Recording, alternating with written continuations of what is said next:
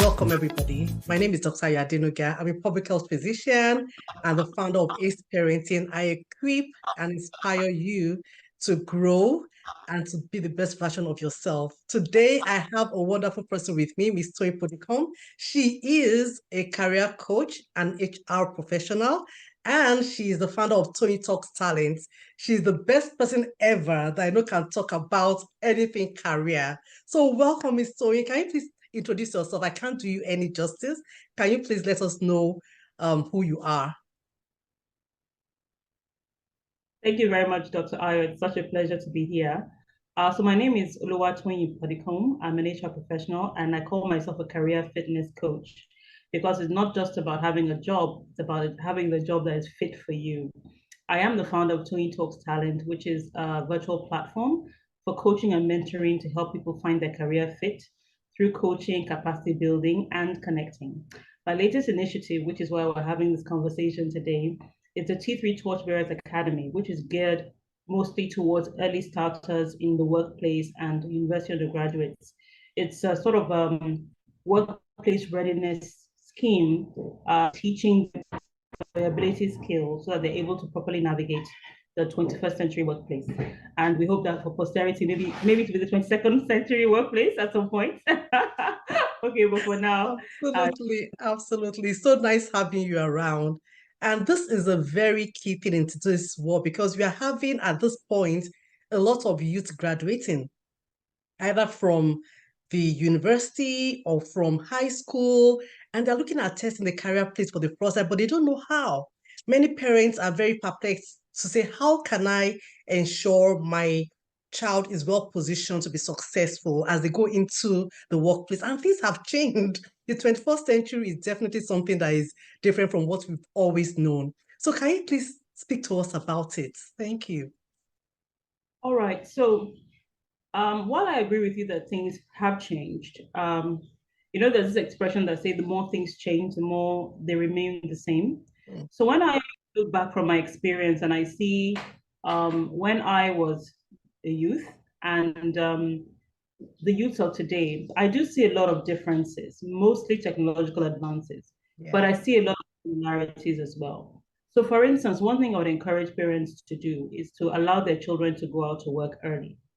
I got my first job when I was 16. I used to sell pastries at some locations that my boss had made arrangements with.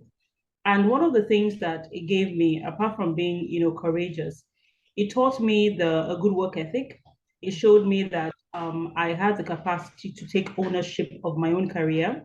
So I wasn't sitting down and waiting for my parents to organize everything for me. So when later I did finally, graduate from the university and I went to the workplace, I almost did myself a disservice because I didn't have a coach. But I had to make all those career moves by myself. But you see, I was already used to it because I started quite. So it's great for youth to start early so that they begin to have a feel for what they're actually good at. I know you're based in the US, but one of the things that happens here in Nigeria, where I live and work, is that there's this societal pressure to get an office job that's going to pay you a monthly wage. And not much care towards whether it's something you can do well. It's just something you can do that's going to bring you an income. All right. So you have a lot of misfits. And I don't say that as an insult. What I mean by mismatch, I should say there's a mismatch between the talents and abilities that people have and the jobs that they're doing. I know that can be very frustrating where you feel you're putting so much energy and effort. And at the end of the day, it's not yielding as much as you want, in the sense that you may be making money from it, but you're not fulfilled doing it. Right? Or you may be working hard at it, but because it's not something that's aligned with your abilities or talents, you may find that you're putting much more effort than other people. And because of that, it can also be frustrating. So one of the first, start them up as early as possible. Should I pause? You want me to continue? I don't want to. No, absolutely. I do agree with you that starting them early is important and being able to earn and start taking some financial decisions. Now, I like the fact that we do share something in common.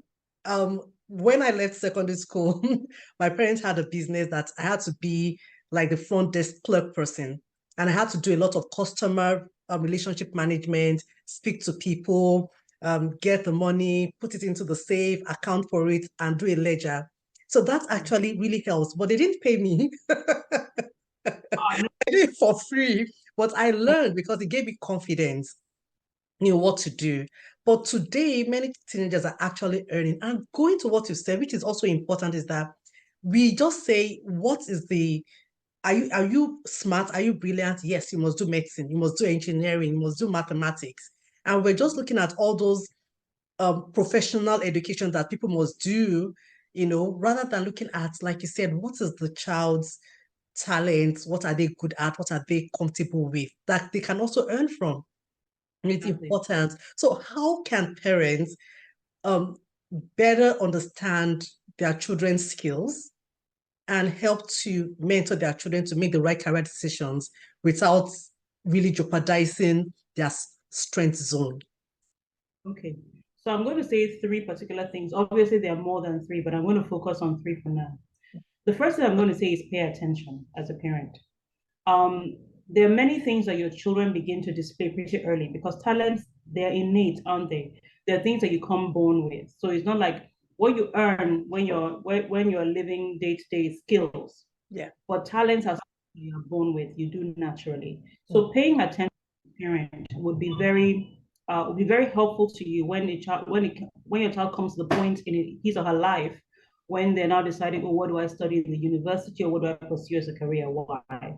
Because if I see my child who is an avid maybe computer inclined, somebody who is a writer, maybe sporty, and then that child comes to me and say, I want to study medicine.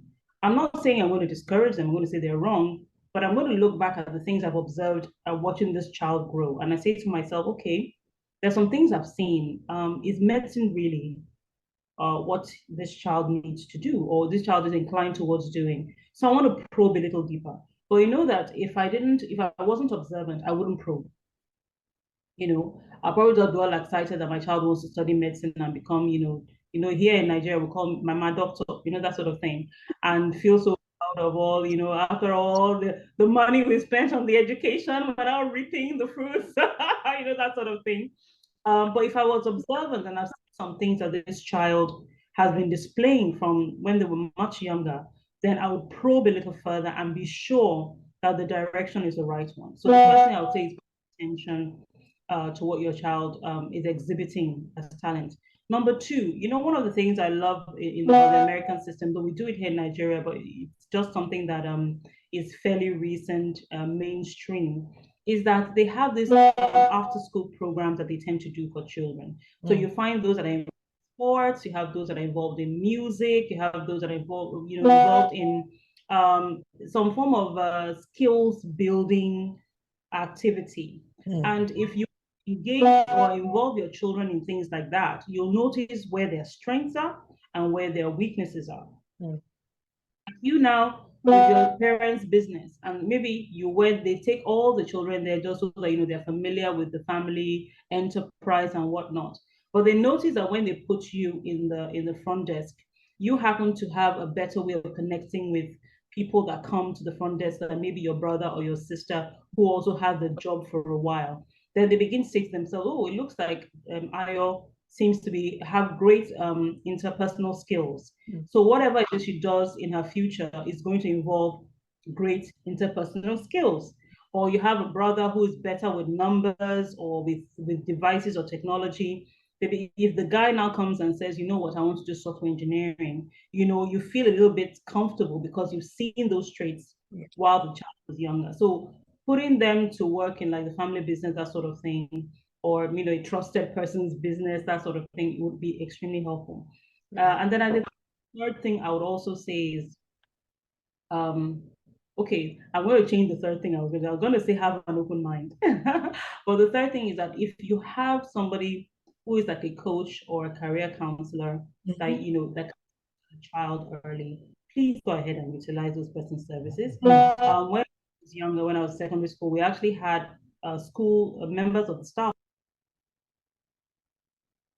So the third thing I would say is use the services of a career coach. Now, this could be somebody who's a professional career coach, or somebody like your guidance counselor or some form of career counseling individual that you know and has had a chance to observe your child, preferably, but somebody who is expert enough to know some certain signals, what they are saying about your child's capability, so that they can help guide that child into the right course of study.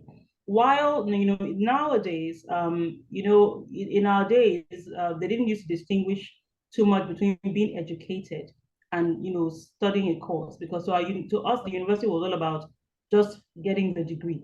Yeah. But there are many things that you were involved in that Yeah. taught you much than just the degree that you earn. There were projects that you maybe managed or were part of that, brought you into contact with different individuals. Some people join things like Toastmasters or JCs and some other, organizations like that to develop some part of themselves. So you leave the university not just with the certificate that says I studied this or that, but with all those experiences and all those skills that you've learned while you were in the university. So you're not just coming out with your course degree, you're also educated in other life skills, as well. I love So the better you are able to choose the course that's suited to your natural abilities, the more you're able to do that, rather, the better, for the child. So if there's a coach that can give you some guidance, and you as a parent who has been observant, who has already seen that your child was able to gain some skills, you'll be more confident in whatever selection your child makes for their university education. Thank you. This has been so eye-opening. So parents, there are three things you need to do. One, ensure that you are observant. What is their natural talent? What would they naturally veer into, right? Secondly, expose them to different skills. And thirdly, can they benefit from a career coach, a guidance counselor, that can actually, because many schools have that, but they don't use it properly. And the child end up, going to a course that they're not even good at. And I like the fact that you spoke about different skills. I remember when I was in school, or when I was between junior secondary and senior secondary, there's this few months, and my dad was like, okay, let's go. What vocation do you want to learn? So I went to a secretariat school, and then I learned to type and to do shorthands right then, already exposing us to different things. And I see schools doing now whereby they would expose the child to art and craft, hair making, makeup, painting, all those kind of things. And they go through all the classes. Back when we were in Nigeria, my child was at Straight Gates schools, a Montessori school, and they were able to take them through. So they're able to learn all these little things. So I totally agree, and I like what you've mentioned. Now, the question I'll ask you, you're an HR specialist. Um, we know that, or you specialists will tell us that if you're supposed to choose between hard skills and soft skills, okay, I would rather have somebody that has some hard skills and a lot of soft skills, because that person is trainable. Is this true? And if it is true, what kind of soft skills should a youth have now as they go into the workplace that they should not even do without? Okay, so I think the term you're referring to is when we say um, hire for attitude, train for skills. Um, it's an expression that's focused on the fact that when people have this posture towards working that is involves, I'm going to give this a go. I'm not going to let this defeat me. I'm open to learning what you're ready to teach me.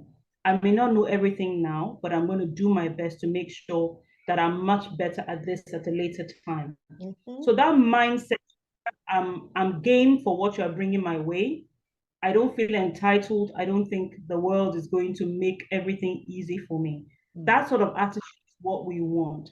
Now, to be honest with you, I am one of the people who doesn't believe that anyone comes into the workplace without something to offer. Mm.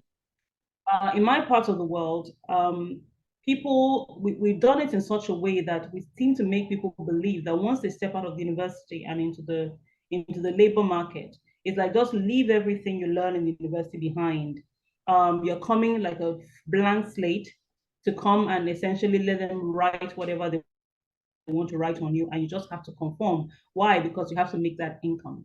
And so what you find is that people that are very, very outgoing, that are very, very into many things in the university, come into the workplace, and if they go to the wrong place, you find this is like there's a dampener on their enthusiasm. And all those things they were able to achieve while they were in the university are now, knotted under the tie or zipped under the skirt suit, and they become like on a manufacturing Robots. line. AI. Robotic in approach. Of what it means to now be a worker in the workforce. Yeah. But the thing is that it's your uniqueness that we want in the workplace now. What difference do you bring? If you and I are doctors or HR professionals, what makes Ayo distinguishable from Toyin? What does Toyin bring to this profession differently than Ayo? That is what we want to see in the workplace. Now we can talk about how the world of work has changed, the role technology now plays, and the kind some jobs are now obsolete, some are more relevant. All that is there. But I mentioned that the more things change, the more they remain the same. Great attitude is something that we cannot buy. You cannot, you won't refuse it if you get it. That somebody is giving you a great attitude. You won't say, oh, because I want you to be technological ways. If you come with a great attitude, I'm going to take the technology and dump the attitude. No, I'm always going to be attracted to someone who has a great attitude to work. So that remains the same, despite how many other things are changing within the environment. So that I would say that bring that uniqueness that you have that made you whatever it is that you are doing. There's something that you guys have in the US that where you have your yearbook that they have this most likely to succeed, most likely to do A, most likely to do B. And then years later, you find the people that they say most likely to succeed. They have at least that's what we see. And the fact that what tends to happen is that they get that so comfortable in that school environment that has allowed them to be more of themselves. They now get into the workforce, and the playing field is different, and they can't find a way or find expression for what they knew to do back then in this space. And so like either they conform or they rebel, and they're looking for that utopian job that's going to mimic their high school experience, and then they never really find it.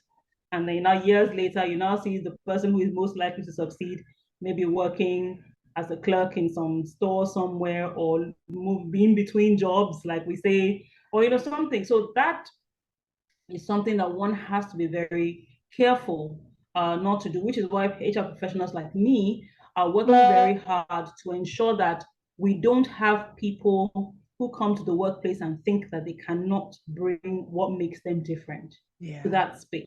I like that.